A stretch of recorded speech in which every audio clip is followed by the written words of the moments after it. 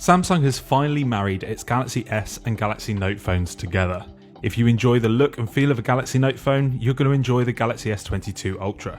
Welcome to Tech Radar, my name's James Peckham and this is the Samsung Galaxy S22 Ultra. We're one of the first people in the world to touch this and we're going to tell you everything we know about it so far.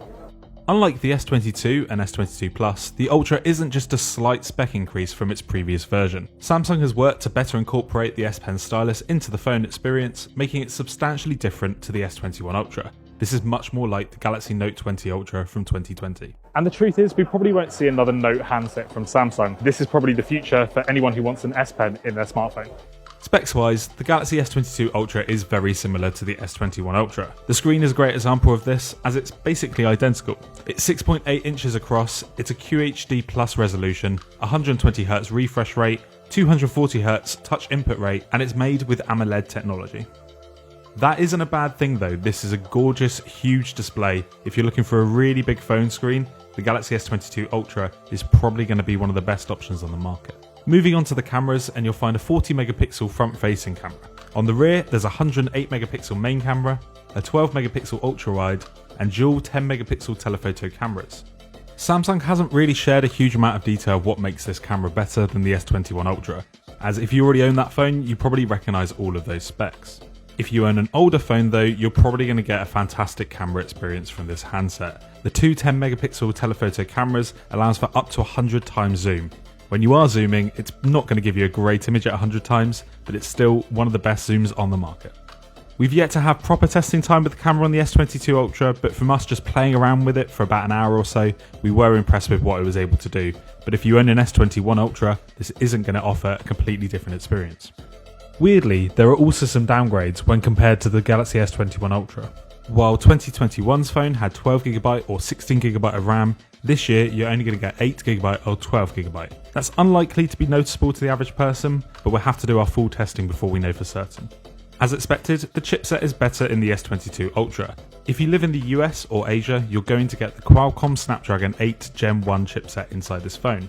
If you live anywhere else in the world, such as the UK or Australia, you're likely to get Samsung's own Exynos 2200 chipset. Head back for our upcoming full review so we can tell you everything of what the chipsets are capable of.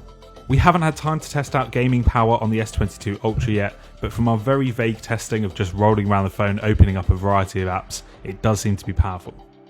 So, where are the big changes? Well, as you've probably seen from the footage of the phone you've been watching, the design is a lot different here to the S21 Ultra. This is essentially a spiritual successor to the Samsung Galaxy Note 20 Ultra from 2020. What it boils down to is this little thing, the S Pen. It makes a return here for the S22 Ultra. We've seen it on the S21 Ultra, but it didn't go inside the phone. Instead, Samsung is marrying the Galaxy Note series and the Galaxy S series into this one device. It may look a lot like a Note phone, and that's because Samsung intends it to be. All of the popular Note stylus features return here, and we found it really smooth to draw on the screen. The phone is totally flat at the top and bottom, but has a very rounded edge, partly because of the curved edge screen. It gives it a premium look, but it's very different to what the S21 Ultra offered. For this phone, Samsung has dropped the contour cut camera island, so each lens sticks out individually from the back of the mobile. This is different to the S22 and the S22 Plus as well. If you're a fan of Galaxy Note phones, you will know that this handset is big. It is not an option if you have smaller hands, but if you are looking for a really large smartphone, this is going to be a top choice. We found it comfortable to use during our testing time, and it has a truly premium feel. Another upgrade here is the charging speed. At 45 watts, it's faster than the 25 watts of the Galaxy S22 or the S21 Ultra. Weirdly, it matches the S20 Ultra from 2020. That isn't the fastest fast charging you'll find on the market, but it is a lot better than what Samsung normally offers. And that's powering a 5000 mAh battery. We haven't had enough testing time yet to fully test out this battery, but we hope at a size like that, this will last for a full day. The S22 Ultra is trying to do something a little bit different to what the S21 Ultra did in 2021.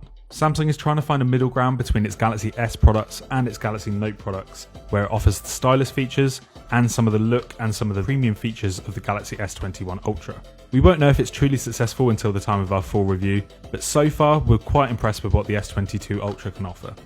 Thanks for watching this hands-on video review of the S22 Ultra, which I'm currently filming this on the selfie camera at the moment. If you're interested in the S22 or the S22 Plus, be sure to head to our YouTube channel where we have more coverage of each of those handsets.